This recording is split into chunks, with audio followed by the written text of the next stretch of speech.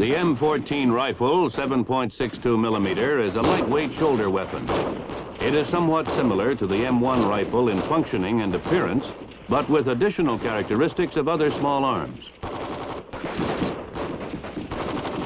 The M14 rifle is designed for both full automatic and semi-automatic fire. In semi-automatic fire, each squeeze of the trigger fires one round. By turning the selector to full automatic, fire is continuous as long as the trigger is held back and there are rounds in the magazine. One of the objectives in developing the M14 was to provide a weapon which would use the 7.62 millimeter ammunition, standardized for small arms by the NATO nations. The 7.62 millimeter cartridge is 1/2 inch shorter and 12% lighter than the familiar caliber 30 M1 rifle cartridge, but due to an improved propellant powder, it has the same ballistics. The M14 rifle has many of the characteristics of several older weapons. They are the M1 rifle, the previous standard of the United States Army since World War II,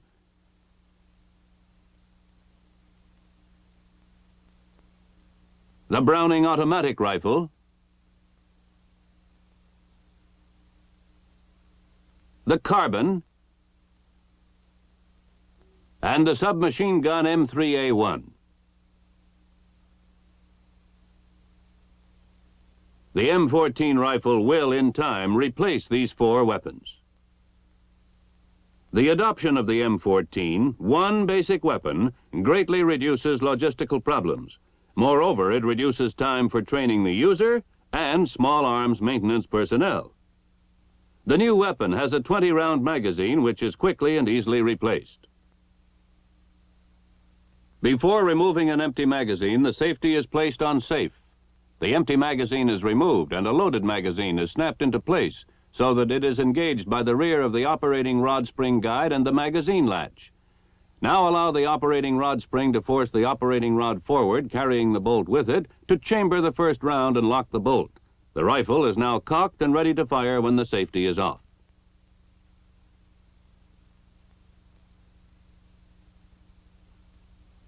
The magazine also can be replenished from the top with clips of 5 rounds each without removing the magazine from the weapon.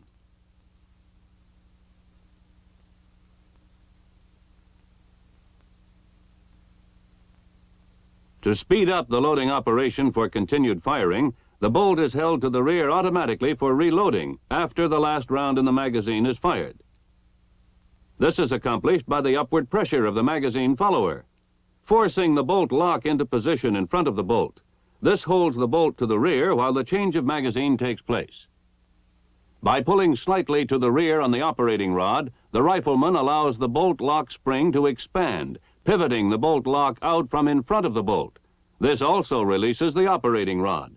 As the operating rod is released, it is driven forward by the expanding operating rod spring, taking the bolt with it. The bolt strips the first round from the magazine for chambering.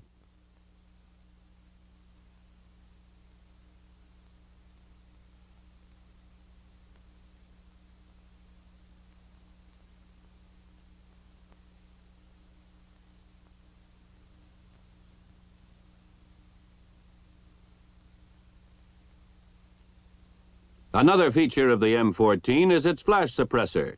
Slots in the suppressor act to break up the escaping gases, thus reducing the flash. The suppressor also acts as a muzzle brake, minimizing recoil and giving maximum stability during firing.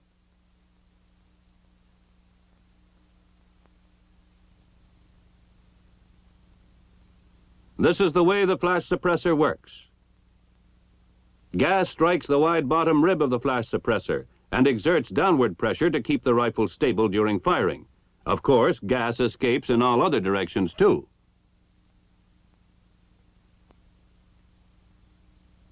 When the propellant gas hits the front of the slots, it tends to pull the weapon forward, reducing recoil.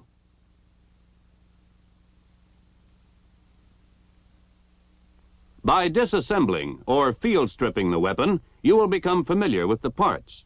To field strip it, first clear the weapon. That is, remove the magazine and check to see there is no round in the chamber.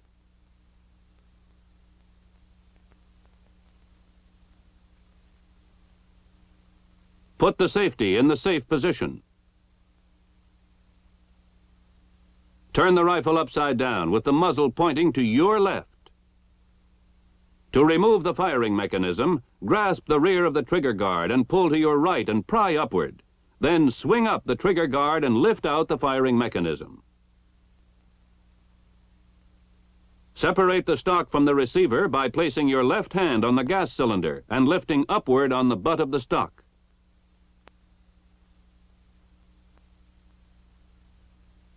The rifle is now field stripped into its three basic groups. The firing mechanism assembly, the stock group, and the barrel and receiver group. To further disassemble the weapon into individual parts, turn the barrel and receiver group on its side with the connector assembly up. To release the connector assembly, press forward on it with the right thumb until the forward end can be lifted off the connector lock. Rotate the connector assembly clockwise until the slot at the rear end is aligned with the elongated stud on the sear release. Then slightly lower the front end of the connector and lift it from the sear release.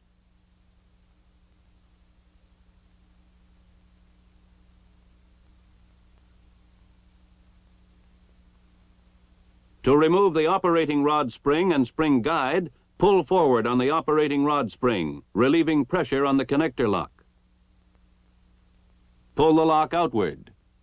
Then remove the operating rod spring and spring guide. Now turn the barrel and the receiver group so the sights are up. Retract the operating rod until the guide lug on its lower surface aligns with the disassembly notch on the receiver. Lift the operating rod out and to the rear, disengaging it from the operating rod guide.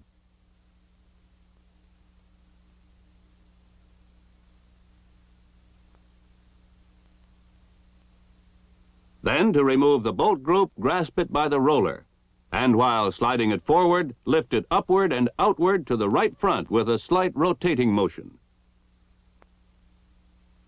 The barrel and receiver group is now field stripped into the connector assembly, the operating rod spring and guide, the operating rod, and the bolt. These basic groups may be further disassembled if required. The rifle is assembled by reversing the procedure. After reassembly, the rifle should be hand-operated without ammunition to check for freedom of action of the components.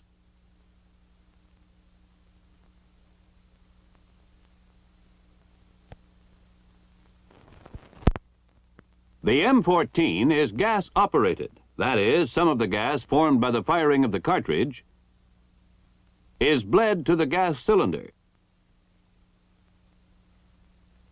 In the gas cylinder, the gas inside the piston expands.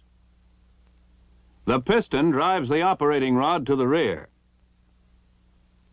compressing the operating rod spring. Then the compressed operating rod spring expands, driving the operating rod to its forward position. This combination of backward and forward movements initiated by the firing of each cartridge performs a series of steps known as the cycle of functioning. The cycle of functioning can be broken down into 8 steps. Of course, these are performed as integrated and overlapping actions. The first step is feeding, which is positioning the cartridge ready for chambering. The second step is chambering, seating the round in the chamber. Third step is locking the bolt to the barrel, thus holding the cartridge seated in the chamber so that gas pressure will be maintained in the barrel to propel the bullet. The fourth step is firing, ignition of the primer of the cartridge in the chamber. Step 5 is unlocking the bolt from the barrel. Step 6 is extraction of the empty cartridge case from the chamber. In Step 7, the empty cartridge case is ejected from the weapon. And Step 8 is cocking in preparation for the firing of the next round. These 8 steps happen one after another, and so rapidly as to be almost simultaneous. By using a schematic drawing, we will see how these 8 steps are performed. To start the feeding step, the bolt is moved to the rear.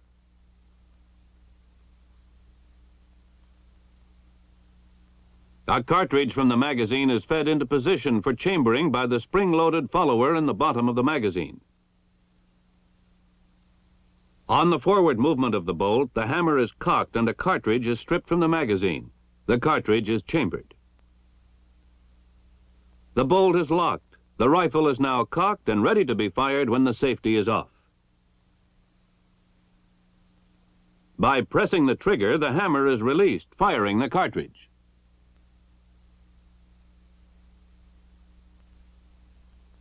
Part of the propelling gas escapes to the gas cylinder. The expanding gas in the gas cylinder drives the piston and operating rod to the rear and the bolt with it. On this rear movement, the bolt is unlocked. The spent cartridge is extracted from the chamber and ejected from the rifle. At the same time, the hammer is again cocked and the cycle ready to start over. Now, let us see in greater detail how the 8 functions or steps are performed.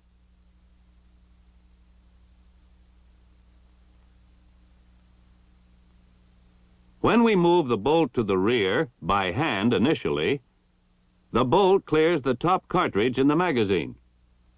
The magazine spring exerting pressure against the follower forces the top cartridge up in front of the bolt in position for chambering. Let us look at it again.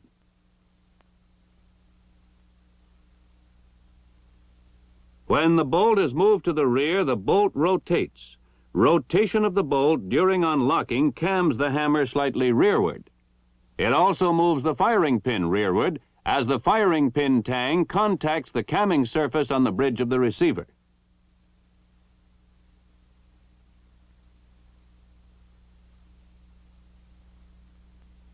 As the bolt continues to the rear of the feed rib on the bottom of the bolt forces the hammer to the rear and down, pivoting the hammer on the hammer pin.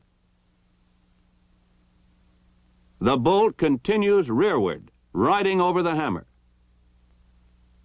The bolt is now driven forward by the expansion of the compressed operating rod spring. The bolt strips the topmost cartridge from the magazine. The cartridge is deflected upward by the feed ramp in the lower rear of the chamber and forced into the chamber. Also, on the forward movement of the bolt, the extractor on the bolt face is forced outward by the rim of the cartridge. When the face of the bolt comes against the head of the cartridge, the extractor spring expands, and the lip of the extractor engages the extracting groove of the cartridge. Finally, the bolt is locked. Locking of the bolt is accomplished by the rear of the camming surface in the hump of the operating rod.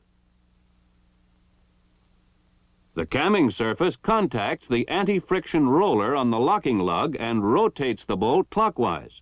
By the clockwise rotation, the locking lugs on the bolt are forced into the locking recess of the receiver. Meanwhile, the firing pin tang is aligned with the notch in the bridge of the receiver.